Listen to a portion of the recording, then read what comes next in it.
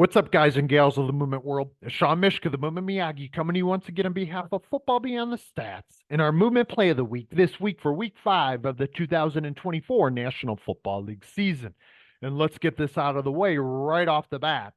We could, or maybe even should, have selected Lamar Jackson for his performance where he fumbled the snap from the shotgun, was able to pick it up, still be able to survey, move and roll outright, stiff arm a defender, and throw a dime on a string for a touchdown against the Bengals on Sunday. But, it's already week 5, and Lamar Jackson has already been featured 2 times across the course of the National Football League season. So I didn't want to make this redundant and old by any means. And instead, we have another performer who has been balling out just like Lamar Jackson has. Really on the defensive side of the ball, from what I've seen, this player that we're going to feature today of the now 5-0 Minnesota Vikings, Andrew Van Ginkel, who already has 2 pick sixes, is playing as well as any defender, as skillfully as any defender, making plays across the field. 2 pick sixes in already by week 5 is a huge deal. Probably only being exceeded by maybe the skill that I've seen from, say, someone like Fred Warner, middle linebacker from the San Francisco 49ers, at least on the defensive side of the ball here. Andrew Van Ginkel, definitely deserving of our deep dive here on our movement play of the week. And if you haven't watched what the Minnesota Vikings are doing under Brian Flores and his defense, you need to tune in. Of course, they are 5-0, but what you see from Brian Flores is really living and breathing the problem-solving form of life tactically, which then allows his players, his performers, to execute and coordinate, control, and organize.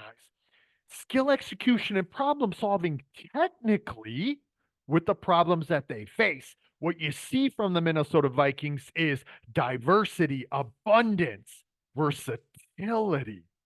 And that has allowed guys like Andrew Van Ginkel, Harrison Smith, Josh Metellus, Blake Cashman, these guys, Cam Bynum, they're on the back end of the defense. All of these players to really be kind of showing and flexing the abundance within their movement toolboxes, which for me, from a problem solver paradigm, informed by an ecological dynamics perspective, floats my boat. So that being said, let's get into Andrew Van Ginkel, his pick 6 against the New York Jets and one and only Aaron Rodgers here.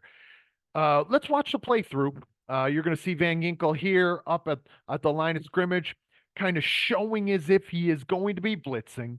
A few things that I want to point out, not only from this view, but the other one is, again, how Brian Flores is out there just playing chess with these chess pieces, allowing offensive coordinators and quarterbacks to figure out what in the world is happening, or at least to attempt to try to figure out. And to do that against a guy like Aaron Rodgers, as we'll get into, is saying something. So let's watch it at 100% speed. It's over in a hiccup.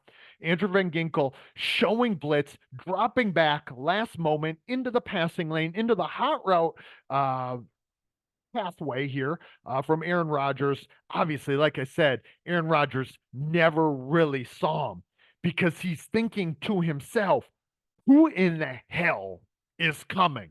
Like right now, 3rd and 6, first quarter, time winding down in the first quarter. This game was in London. So everyone is all operating under a different collation of constraints. These organismic, task, and environmental constraints, particularly with what traveling to London does. Sleep deprivation, sleep patterns all messed up, this weird ass soccer rugby pitch of a field as opposed to a football field. All of those things change what London brings to NFL football players. Not the favorite thing for most NFL players to go through. Let's watch it again, 100% speed here as Andrew Van Ginkel, number 43, outside linebacker for the Minnesota Vikings, takes this one to the house for the second game in 5 games this season. Now, I said he's an outside linebacker. in this Minnesota Vikings defense under Brian Flores, former head coach of the Miami Dolphins. I've been so impressed because of the positionless nature of what Flores is doing with his defenders. He views all 11 to essentially just be football players. Outside linebacker, safety, edge rusher, middle linebacker. It doesn't matter to Brian Flores right now. He's out there just puppeteering these guys, doing their thing, letting them be mixed and matched all over the course of the field.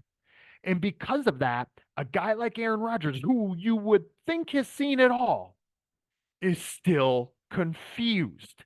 We see Aaron Rodgers numerous times on this play, but also then numerous times throughout the course of the game, even though they were still in it down the stretch, the New York Jets and Aaron Rodgers, he was fixed and frozen with his perceptual degrees of freedom, his cognitive degrees of freedom, and ultimately his action degrees of freedom. Remember, it's the intertwined, interwoven nature of perception, cognitions, and actions. But what we saw is him like trying to pick up this information and decipher where knowledge of meets knowledge about, and they come together. Who's coming, who's not? First and foremost, let me get my little telestrator out here if I could. Because I am going to have some fun with this one because I've had fun watching the Minnesota Vikings defense do their thing throughout the course of this season. Now, I starred a number of players here. Okay. I guess we could probably star Patrick Jones here as well. Okay. We have Harrison Smith, the strong safety. Again, these positions are just kind of loosely named right now because under Flores, just because that's where you say you play and where you might be on the depth chart does not mean that's the position you're playing. This is far from traditional tactical strategies and design. Okay. Harrison Smith right here, Blake Cashman, a kid I know, who obviously has been balling as well throughout the course of the National Football League season. Credit to Cash here this year. Josh Metellus, who made our honorable mention last year on the all movement team, already as this versatile chess piece. Andrew Van Ginkel, new Minnesota Viking, who we are featuring today. And then really, we can highlight Patrick Jones. We can highlight any of these respective players. Nothing is off limits. And because of that, Aaron Rodgers, when looking at this, doesn't really even know what picture he's taking in. Look at what's left on the time clock here. The 2 seconds, 2 seconds on the play clock. Okay. Not the time clock, the play clock. We see 2 seconds on the play clock, and Aaron Rodgers is trying to take all the time he can to decipher, i.e., detect the information, perceive the information about who's coming. Are they for sure coming? How are they positioned? What could that lead to? Like you can see this intertwined, interwoven nature from number 8, former National Football League, multiple time NFL MVP, and a guy who I've spoken highly about here, a guy I've studied closely because of the players that I've worked with over the years at the Minnesota Vikings. Like you can see he's just like locked in. He's just frozen. And then when the play takes off, Andrew Van Ginkel not really being able to like show his cards here. Like, look at Van Ginkel's body posture and position. Like, when we look at this, it does absolutely positively look as though he's coming. Look at how he's positioned this 2-point with this leaning crouch stance. Now, granted, each one of these guys, we see Metellus here, who I'm circling. We see Cash here. Okay, each one of these guys is standing in this initial position and condition like they could take off or they could bail. Okay, Rodgers doesn't know exactly who's coming. And then Harrison Smith, who again has always been a kind of neutralizer, equalizer, chess piece for any defensive coordinator that he's been in defense with, is like just nonchalantly looking as though, am I coming off this blind backside or am I going to quickly bail and hit the middle of the field as I so often do? Like quickly bail back into this or this, right? Like we've seen Harrison Smith go any number of places. And because of that, Again, belaboring this point, number 8, Aaron Rodgers doesn't have a clue. Once this ball is snapped and he goes to the hot route on the in, even for a half beat, even for a moment. And here, Rodgers, look at where his perception might be. And we're trying to tell this movement problem solving story, both defenders as well as then offensive players. Here, Rodgers looking between Cash, number 51, and Josh Metellus, number 44. So he's probably trying to take in both of these guys, and he realizes they're both coming. What I don't think he realizes is that Harrison is coming, and Van Ginkel, who looked as though he was also coming, because you never know exactly what you're going to get. You could have 5, 6, 7 guys coming at you at any moment with Brian Flores. Ginkel gives a look as though he's coming and then quickly bails. And he's going to bail, as we know, right into Aaron Rodgers' pass and right into that Aaron Rodgers pathway, right? Look at it actually takes 1.5, like a 1 beat, 2 beats, and then he's bailing. And by that time, while Van Ginkel, remember, we perceive to act, act to perceive, he's reading the eyes. He knows exactly where this is going on this hot route. Okay. And Van Ginkel right now probably salivating at the lips because he knows exactly what's going to happen here and where it is, because there's 2 paths where this could go, right? If we really think about this, depending on exactly what Rodgers is reading and where he wants to go with this football, there's probably 2 immediate routes that Rodgers could attempt to go with the ball, depending on exactly where he thinks the outside linebacker or inside linebackers are going to be. In this case, Andrew Van Ginkel, right? So now with Van Ginkel reading and perceiving, okay, he's detecting information about how he could act. Let's remember, objects are highly specifying, i.e. the ball, but also one's opponent's behaviors, i.e. Aaron Rodgers. He gets right in this pathway, tips the ball with the right hand, tips it right back into his left hand, and it just so happens to be that playmakers find their way to the ball.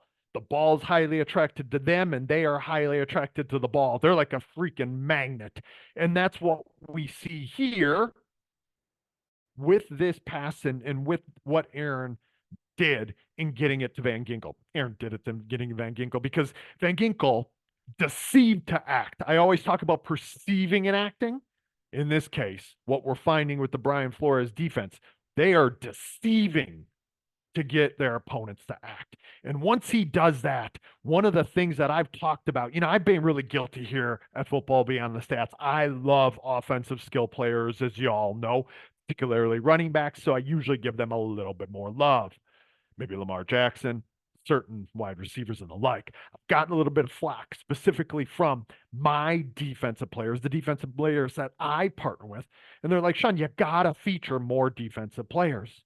Truth be told here, guys and gals, defensive players, holistically speaking, in today's NFL, I would say, generally speaking, they actually are more dexterous, meaning they have the ability to solve any emerging movement problem across situations and across conditions. Different conditions being London and what it brings, the sleep conditions, the field, and the like, playing at a different time of the day, so on and so forth. The situations, what the situation might call, and how that emerging movement problem is presented to us. Defensive players deserve all the love, especially then when they're able to go on the offensive after a turnover. Talk about making splash plays. I've talked about it here a lot at Football Beyond the Stats. One of the things that we always can and should do, if we prepare or we're entrusted in the performance of National Football League players all the way down to high school, peewee, and the like, is prepare your defensive players for quick changes in possession. And that's what Van Ginkel goes into, that playmaker mode right here, right away. That stiff arm into 18. Garrett Wilson right here knock you down. That's not Garrett Wilson. Who is that? Number 18. I think it might be Mike Williams. Garrett Wilson is 5. And remember here, offensive players, the last thing they want to do, especially a wide receiver or a quarterback, is tackle a defender who now has gone on the offense. I mean, not only do they not have the skill for it, because it's very, very, very little trained, but they also don't have the desire. They don't have the intentions. They don't want to do it. So it's usually going to be a half-hearted effort, and you can put them on your poster.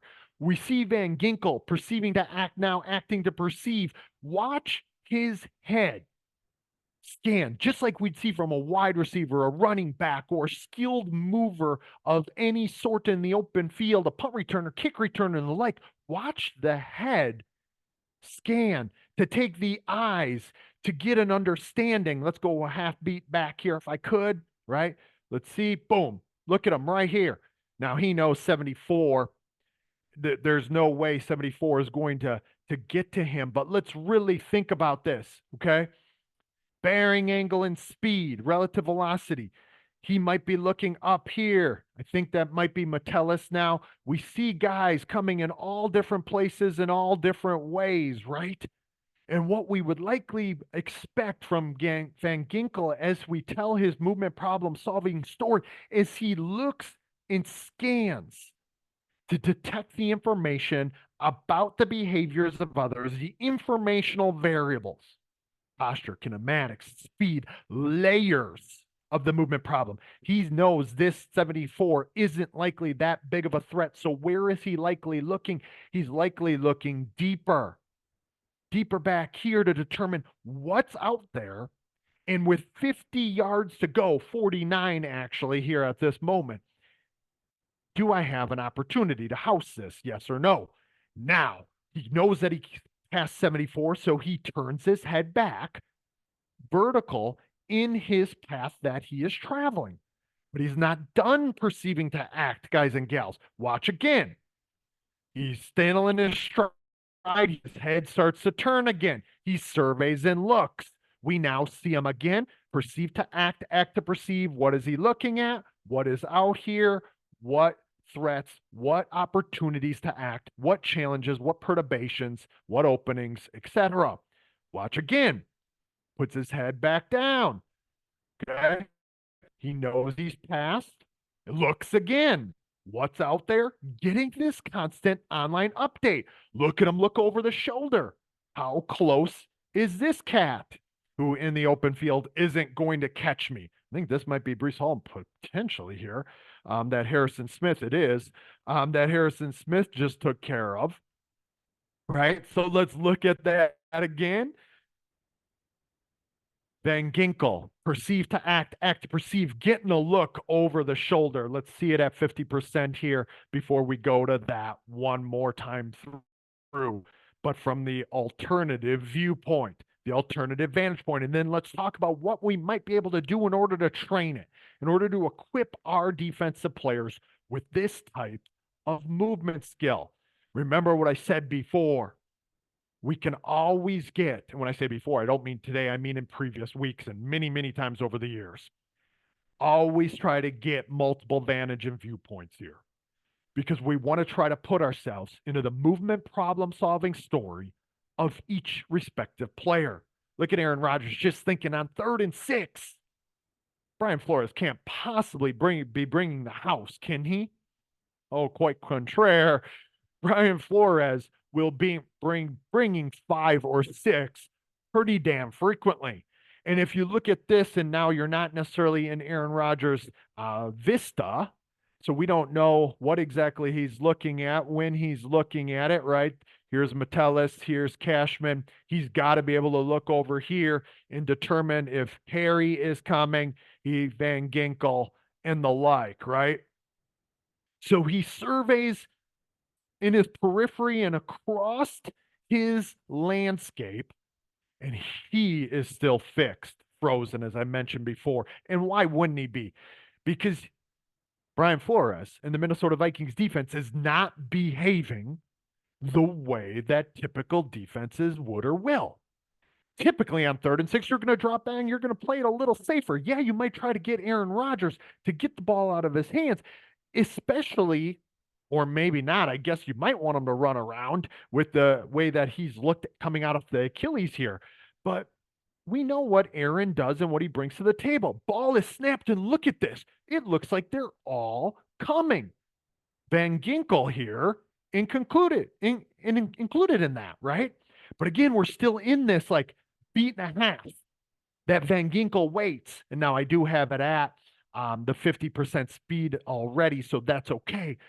So we think about Van Ginkel taking a 1-2 forward. There he is on step 1. There he is on step 2.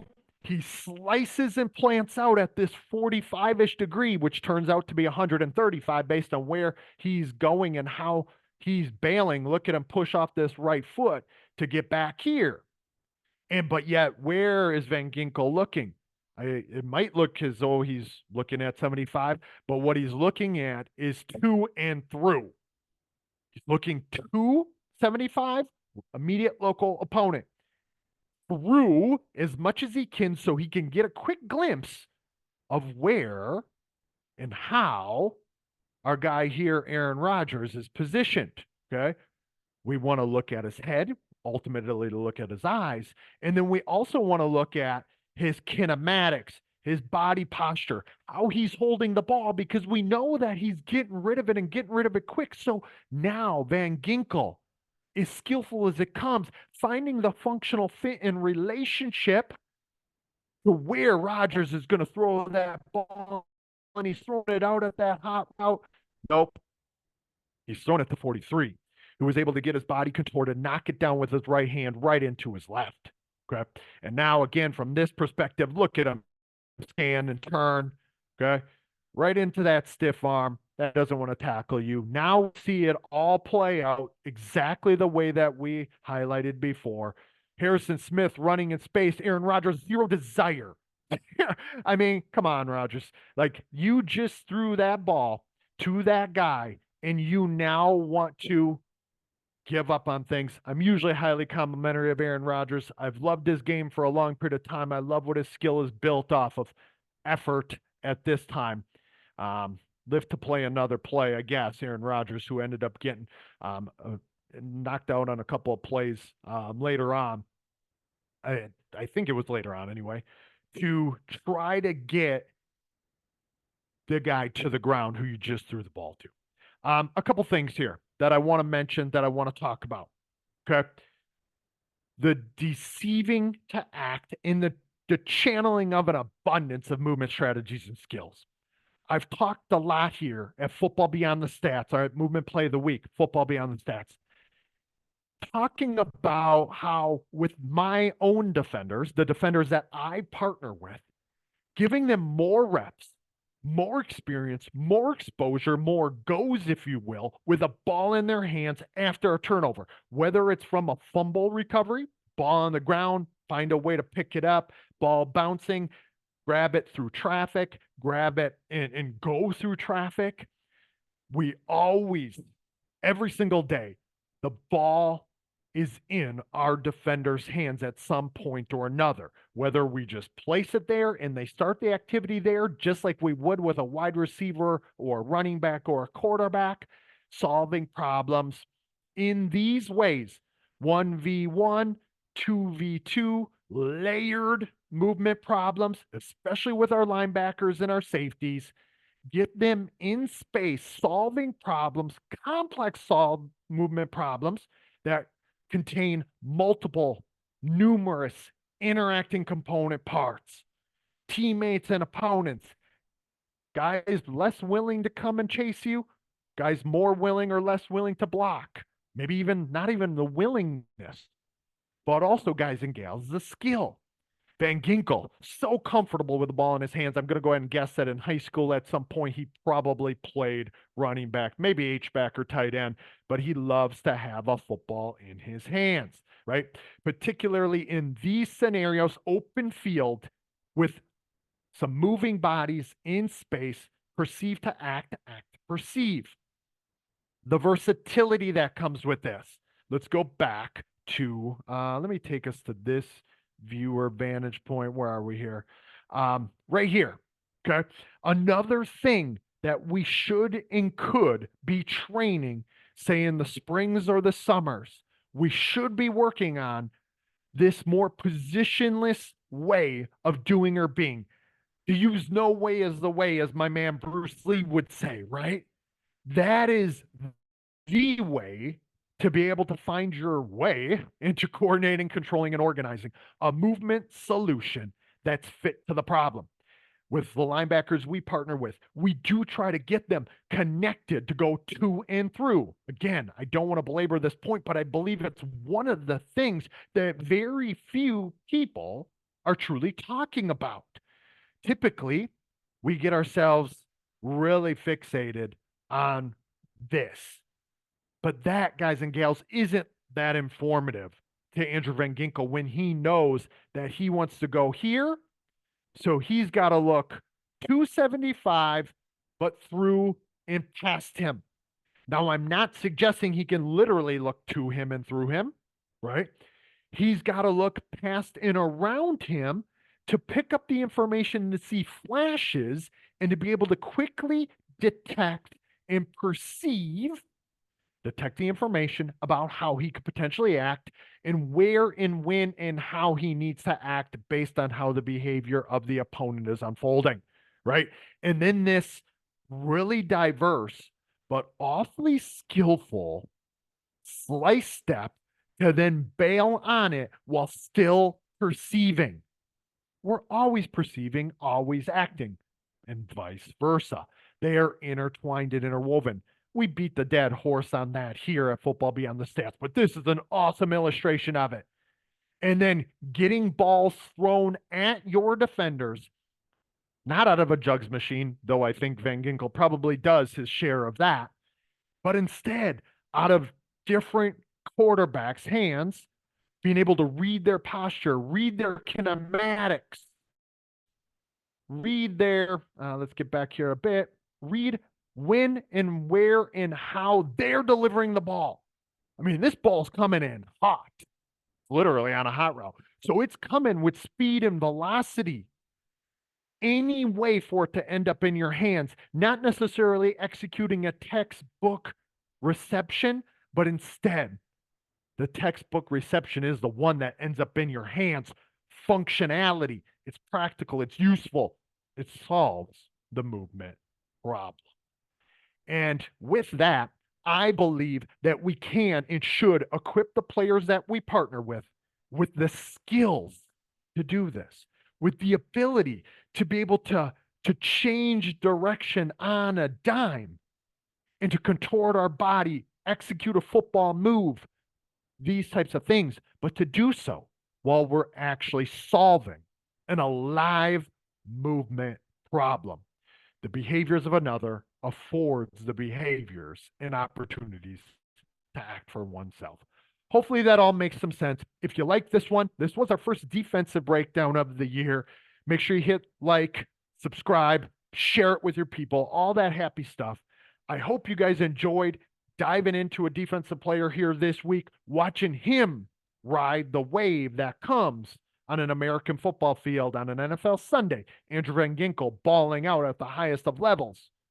Do a little bit here to the shout out that we should give Brian Flores, the guide from the side, just putting his guys in positions to make plays in highly abundant but adaptable ways and trusting them to do exactly that. So for Football Beyond the Stats, our movement play of the week, this week for week 5 of the 2024 National Football League season, I'm the movement Miyagi, Sean Mishka. I'll talk to you guys in week